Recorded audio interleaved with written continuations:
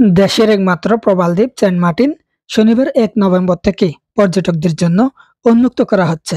দ্বীপটির নাজুক পরিবেশ, প্রাণবৈচিত্র্য ও সামুদ্রিক প্রতিবেশ রক্ষায় গত বছরের মতো এবারও কঠোরভাবে মেনে চলতে হবে সরকারের 12টি নির্দেশনা।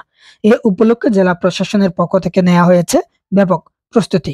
কক্সবাজারের অতিরিক্ত জেলা ম্যাজিস্ট্রেট এডিএম মোহাম্মদ শহীদুল আলম বলেন, প্রাকৃতিক ভারসাম্য ও সৌন্দর্য রক্ষায় এবার নির্দেশনা অমান্যকারীদের বিরুদ্ধে কঠোর ব্যবস্থা গ্রহণ করা হবে।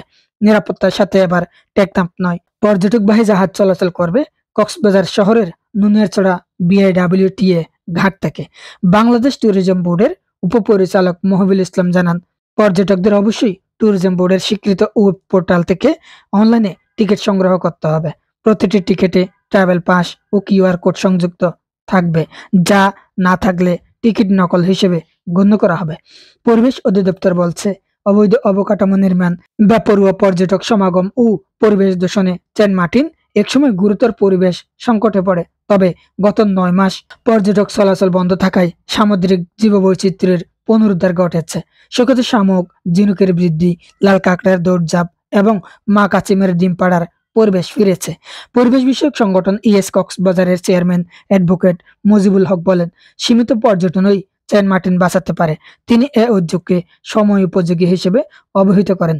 সরকারের প্রজ্ঞাপনের তথ্য অনুসারে যে নির্দেশনা মানতে হবে পর্যটকদের, সেগুলো হচ্ছে: নভেম্বর মাসে শুধুমাত্র দিনের বেলা ভ্রমণ অনুমোদিত, ডিসেম্বর ও জানুয়ারি মাসে রাত্রি যাপনের সুযোগ থাকবে, ফেব্রুয়ারি মাসে সম্পূর্ণভাবে পর্যটক প্রবেশ বন্ধ।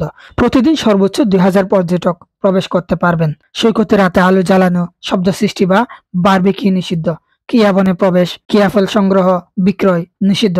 কাসিম, শামুক, ঝিনুক, প্রবাল সহ যে কোনো জীববৈচিত্র্যের ক্ষতি সম্পূর্ণ নিষিদ্ধ। মোটরসাইকেল, সি বাইক সহ মোটর চালিত যান চলাচল বন্ধ। নিষিদ্ধ পলিথিন বহন নিষিদ্ধ। একবার ব্যবহারযোগ্য প্লাস্টিক নিরুৎসাহিত। ব্যক্তিগত পানির ফ্ল্যাঙ্ক ব্যবহার উৎসাহিত। পরিবেশ অধিদপ্তরের তথ্য অনুযায়ী প্রবাল, শৈবাল, কাসিম, সামুদ্রিক মাছ, রাজকাঁকড়া, পাখি ও স্তন্যপায়ী প্রাণী সহ প্রায় 1076 প্রজাতির জীববৈচিত্র্যের নিবাস সেন্ট মার্টিন, যা অতিরিক্ত চাপের কারণে ঝুঁকিতে পড়েছিল।